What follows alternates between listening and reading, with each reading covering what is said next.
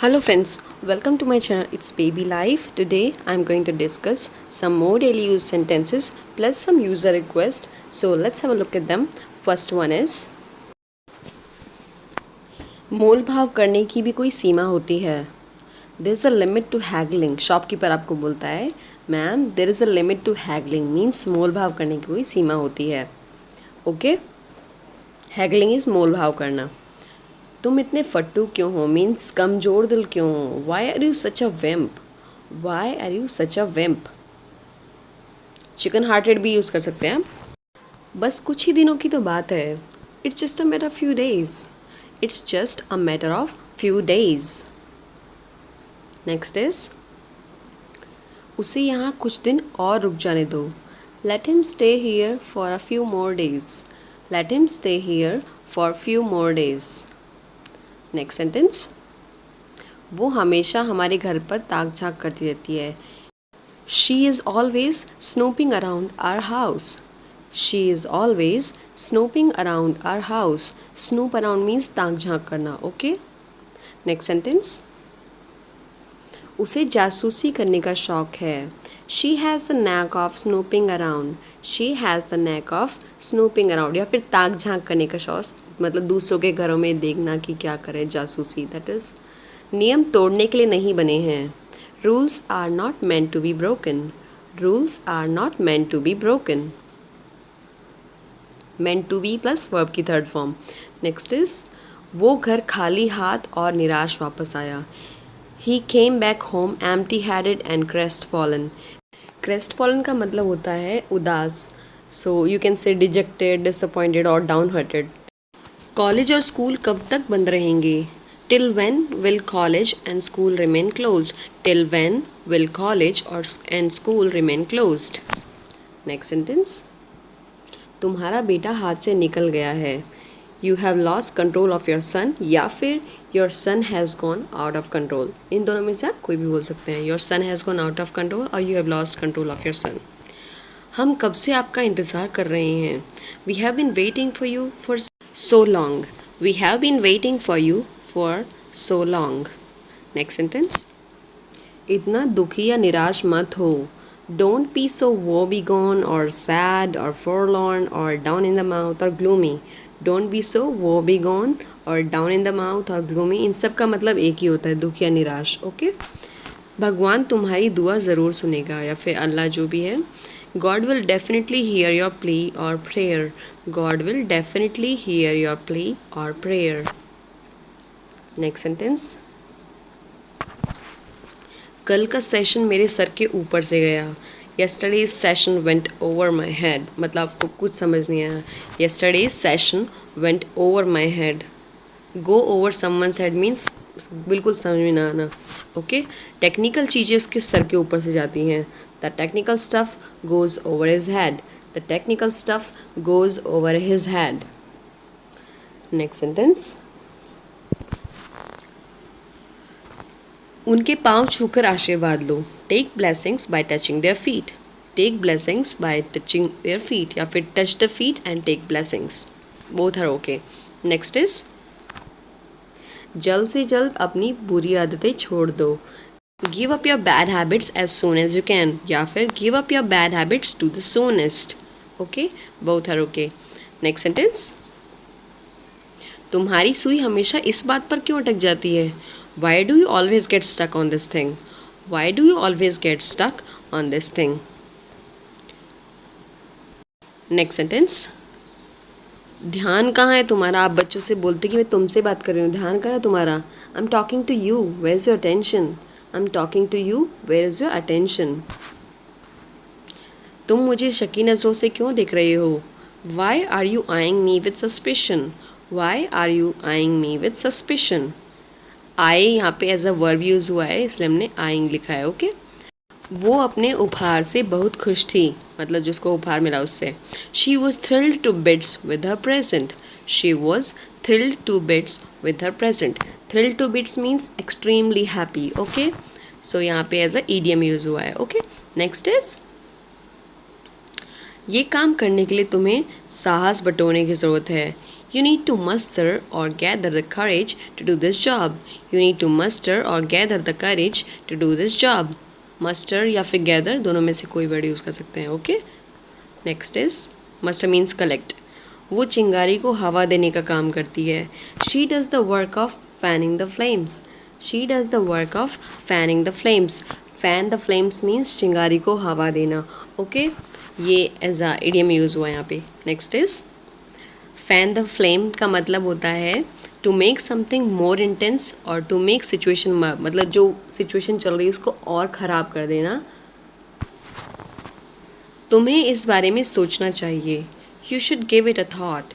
You should give it a thought. Next sentence. क्या तुमने इस बारे में सोचा? Did you give it a thought. Did you give it a thought. किसी यूज़र ने बोलता एक ही सेंटेंस को अलग अलग तरीके से बना के बताएं, तो इसलिए मैंने इसे ऐड किया है. कल रात से मेरा हाथ बहुत दुख रहा है. My hand has been aching a lot since last night. My hand has been aching a lot since last night. एक का मतलब होता है दुखना, दर्द होना. बच्चों ने मेरा कैमरा ख़राब कर दिया है. Kids have wrecked my camera. Kids have wrecked my camera. wreck का मतलब यहाँ पे होता है ख़राब करना, स्पॉइल करना किसी चीज़ को. तुम उनकी पहुँच में रखते ही क्यों हो? Y do you put it in their reach. Y do you put it in their reach. मतलब आप हस्बैंड से बोल रहे कि आप बच्चों की पहुँच में क्यों रखते हैं. Y do you put it in their reach. बदमाशों ने पास ही में 2 कारें बुरी तरह नष्ट कर दी. वेंडल्स और रफियंस have wrecked out 2 cars nearby. Vandals और ruffians have wrecked out 2 cars nearby. wreck out का मतलब होता है ख़राब करना, तोड़ फोड़ कर देना. आपके पास कितने रुपए कम पड़ रहे हैं. How many rupees are you short of. How many rupees are you short of. So इसका आप ऐसे आंसर दे सकते हैं. मेरे पास 1000 रुपीज़ कम है, क्या आप मुझे उधार दे सकते हो. I'm short of rupees 1000. Can you lend me. I'm short of rupees 1000. Can you lend me means उधार दे सकते हो. lend का मतलब होता है उधार देना. ओके. नेक्स्ट इज बेटा आप इसे खो दोगे. बच्चों के हाथ में कोई चीज़ होती है तो आप बोल सकते हैं dear you will lose it. मतलब इधर उधर के बच्चे भूल जाते हैं. Dear you will lose it किसी आइटम के लिए. मैं भूख से मरा जा रहा हूँ. I am फैमिश्ड. I am फैमिश्ड. फैमिश्ड का मतलब होता है बहुत ज़्यादा भूख लगना. या फिर आप ऐसे बोल सकते हैं I am dying from hunger. माँ अपनी बेटी की शादी में ज़्यादा आंसू बहाती है या फिर माँ ज़्यादा रोती है. Mom sheds more tear at their daughter's wedding. Mom sheds more tears at their daughter's wedding. तुमने पैसे कहाँ पर खोए. बच्चों से आप पूछ सकते हैं where did you lose the money. Where did you lose the money. Next sentence. कभी ना कभी सच सामने आ ही जाता है.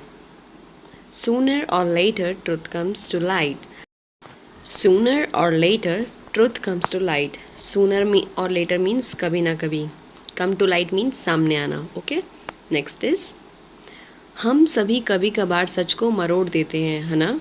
We all sometimes bend the truth or facts, don't we? We all sometimes bend the truth or facts, don't we? मतलब टेढ़ा मेढ़ा करके बताना सच को. मेरे घर वापस आने तक यहाँ ही रहना. Stay here only until I come back home. Stay here only until I come back home या फिर until I return home. Okay. Next is such कहूँ तो उसने मुझसे कभी प्यार किया ही नहीं.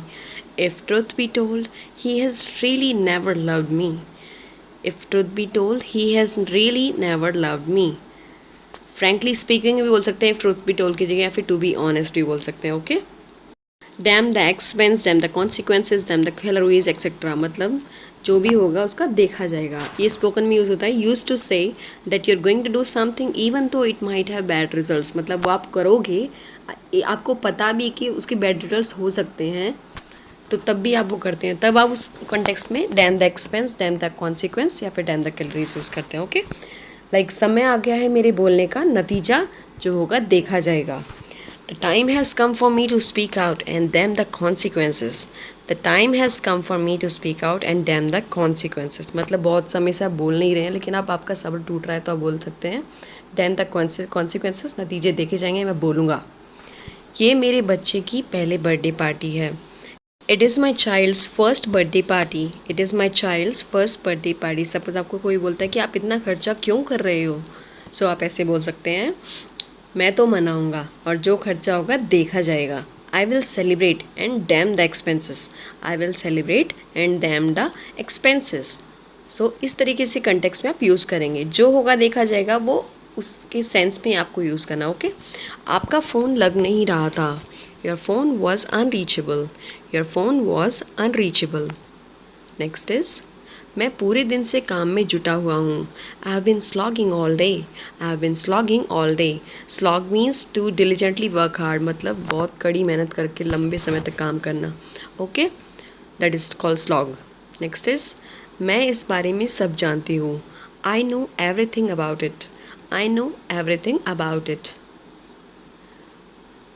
इसलिए मेरी आंखों में धूल झोंकने की कोशिश मत करो। So don't try to throw dust in my eyes. So don't try to throw dust in my eyes. Throw dust in someone eyes means आंखों में धूल झोंकना, धोखा देना, इस टाइप से। ओके। नेक्स्ट इज, आज मुझे डिनर कहाँ खिला रहे हो। Where are you taking me for dinner today. Where are you taking me for dinner today, या फिर मुझे डिनर के लिए कहाँ ले जा रहे हो। ओके। हिंदी में आप इसके अलग अलग मतलब निकाल सकते हैं। नेक्स्ट इज़, हमारी पसंद एक जैसी है। Our choices are alike. Our choices are alike. Alike means एक जैसी। ओके। हर किसी को हक है खुश होने का। Everyone has the right to be happy. Everyone has the right to be happy. Next sentence, तुम अपना फ़ोन चार्ज करके क्यों नहीं रखते हो। Why don't you keep your phone charge. Why don't you keep your phone charge, मतलब switch off हो जाता लोगों का जल्दी, तो आप ऐसे बोल सकते हैं, तुम अपना फ़ोन चार्ज करके क्यों नहीं रखते। So why don't you keep your phone charge. Suppose आप एक फ़िटनेस फ्रीक हैं और आपका फेवरेट गाजर का हलवा बनता है, तो आप बोलेंगे, आपसे कोई बोलेगा यार तू हलवा क्यों खा रहा है, फिर से मोटा हो जाएगा, तो आप बोल सकते हैं, it my favourite pudding, I will eat and damn the calories. मतलब ये मेरा फेवरेट गाजर का हलवा है, मैं खाऊंगा, कैलोरीज जाएं भाड़ में, कैलोरीज का देखा जाएगा, आई विल डू वर्कआउट। तो ऐसे आपको एक्सप्रेशन यूज़ करना है। ओके।